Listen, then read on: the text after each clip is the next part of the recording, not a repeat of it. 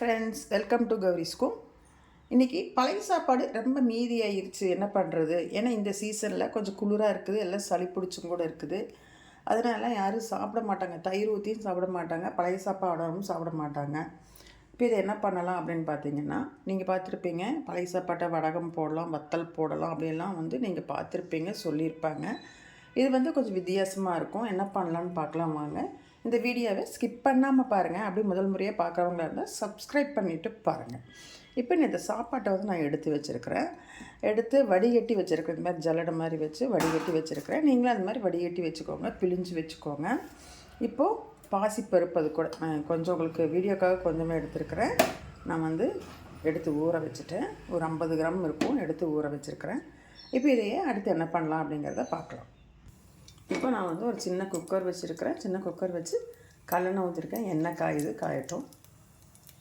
இப்போ இதில் நான் என்னென்ன எடுத்து வச்சுருக்கேன்னா, சீரகம், மிளகு, பெருங்காயத்தூள், இஞ்சி, கருவேப்பிலை, கொத்தமல்லி இதெல்லாம் எடுத்து வச்சுருக்கிறேன். இதெல்லாம் இப்போவே எதுக்கு நீங்கள் கெஸ் பண்ணியிருப்பீங்கன்னு நினைக்கிறேன். தெரிஞ்சதுன்னா எனக்கு சொல்லுங்கள். இப்போது எண்ணெய் காஞ்சிருச்சு, பாதி காஞ்சாச்சு. இப்போ நான் எல்லாத்தையுமே அப்படியே போட்டுறேன்.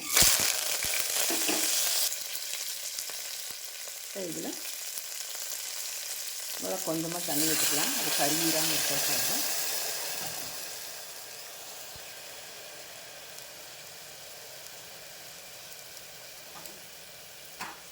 சாப்பாட்டை அப்படியே இதில் போடலாம். சாப்பாட்டை போட்டுக்கலாம். சாப்பாட்டையும் போட்டாச்சு. இப்போது இந்த பாசிப்பருப்பு கழுவி வச்சு பாசிப்பருப்பையும் போட்டாச்சு. உப்பு. இப்போ இதை நல்லா கலந்து விட்டுக்கலாம். இப்போ தண்ணி விட்டுக்கலாம். இந்த சாப்பாடு ஏற்கனவே வெந்த சாப்பாடு, அதனால் அளவாக அந்த சாப்பாடு முங்குற அளவுக்கு மட்டும் தண்ணி விட்டுருக்குறேன். இதை குக்கரை மூடி வச்சு உப்பு பார்த்துக்கோங்க. உப்பு பார்த்துட்டு குக்கரை மூடி வச்சு, ஏன்னா பருப்பு வேகணும் இல்லையா, ஒரு 3 விசில் பருப்பு வேகறதுக்கு விட்டு எடுத்துக்கலாம்.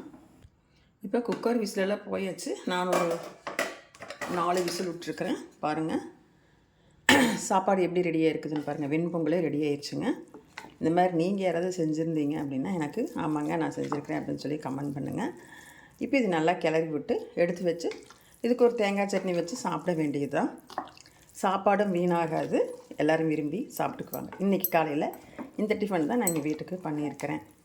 நீங்களும் இந்த மாதிரி பழைய சாப்பாடு மீதியாச்சுன்னா இந்த மாதிரி ஒரு வெண்பொங்கல் பண்ணி சாப்பிடுங்க.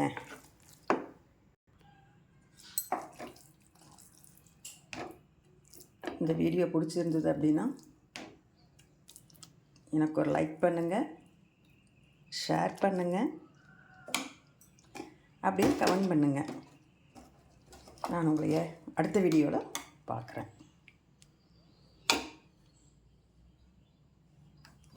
வாங்க சாப்பிட்லாம்.